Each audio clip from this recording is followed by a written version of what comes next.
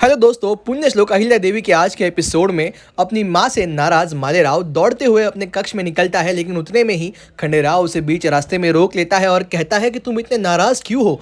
इसके बाद मालेराव अपनी नाराजगी अपने बाबा साहेब के पास बयां करता है और खंडेराव मालेराव को समझाते हुए कहता है, अहिल्या तुम्हारी माँ है और तुम्हारे अच्छे के लिए ही वो तुमसे डांटती है। तुम्हारी माँ के साथ हमारा मतभेद सिर्फ इस बात से है कि वो तुम्हें दंड ना दे, वो तुम्हें प्यार से समझा सकती है, लेकिन तुम्हारी माँ तुम्हारे अच्छे के लिए ही तुम्हें दंड देती है और तुम्हें डांटती है। और यहाँ अपने बेटे के तीखे शब्दों से दुखी अहिल्या अपना मन बहलाने के लिए अन्य कामों में जुट जाती है और अहिल्या की यह हालत देखकर गौतमा रानी साहेब और हरकू रानी साहेब भी बहुत दुखी हो जाती है।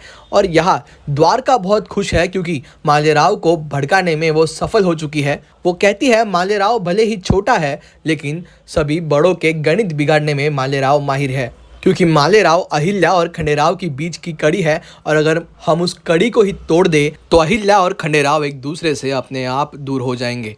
और यहाँ हरकू रानी साहेब अहिल्या के कक्ष में जाकर उसे मनाने लगती है। खंडेराव की इस बुरी बात को तुम अपनी हार तो नहीं समझ बैठी हो ना, ऐसा कहकर हरकू रानी साहेब अहिल्या को मनाने लगती है, लेकिन अहिल्या बहुत ही दुखी है।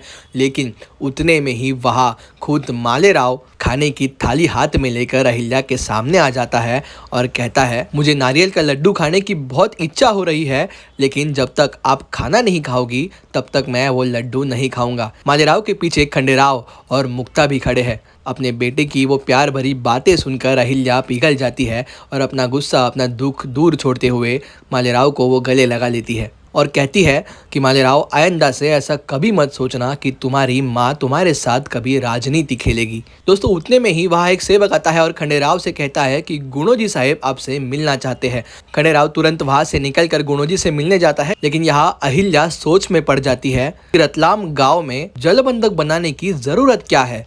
और यहाँ धनाजी अपने साजिश की आगे की योजना बनाते हुए दिखाई देता है। धनाजी आदिवासियों के मुखिया से कहता है कि इन तलवारों के बलबूते पर माही नदी के पास जो भी आदिवासियों के घर है उन्हें उजाड़ दो। इस पर आदिवासियों का मुखिया कहता है, माही नदी के पास जहाँ हमें जलबंधक बनाना है वहाँ 60 से 70 आदिवासियों के घर है और उनके मुखिया को मैंने साथ में लाया है। और वो बेचारा आदिवासी भी डरते हुए धनाजी से कहता है कि आप जैसा चाहोगे सब कुछ वैसा ही होगा। और यहाँ हरकू रानी साहेब गौतमा रानी साहेब के पास जाकर उसने जो सुंदर दृश्य देखा और उसका पूरा परिवार साथ में कितना खुश था, कि सब कुछ गौतमा रानी साहेब को बताने लगती है। इस पर गौतमा रानी साहेब कहती है कि मैंने भी पहले एक गलती की थी।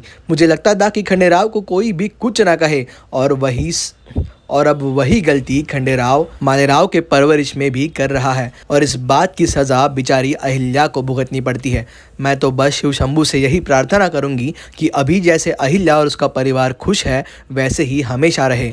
और दोस्तों, यहाँ मल्हाराव जी को पुणे से एक खत आया है। नजीब खान को कैसे रोका जाए इस बात पे चर्चा करने के लिए मल्हाराव जी पुणे जाने वाले हैं और ये बात गुणो जी को पता चलती है। आज का एपिसोड यही खत्म होता है, लेकिन अब गुणो जी आगे अपने साजिश में कामयाब होता है या नहीं, या फिर अहिल्या गुणो जी की साजिश को नाकाम कर देती है, ये देखने जैसा होगा। दोस्तों, आगे की अपडेट्स के लिए चैनल को सब्सक्राइब करना मत भूलिए और अगर वीडियो पसंद आया हो तो प्लीज़ लाइक कीजिए।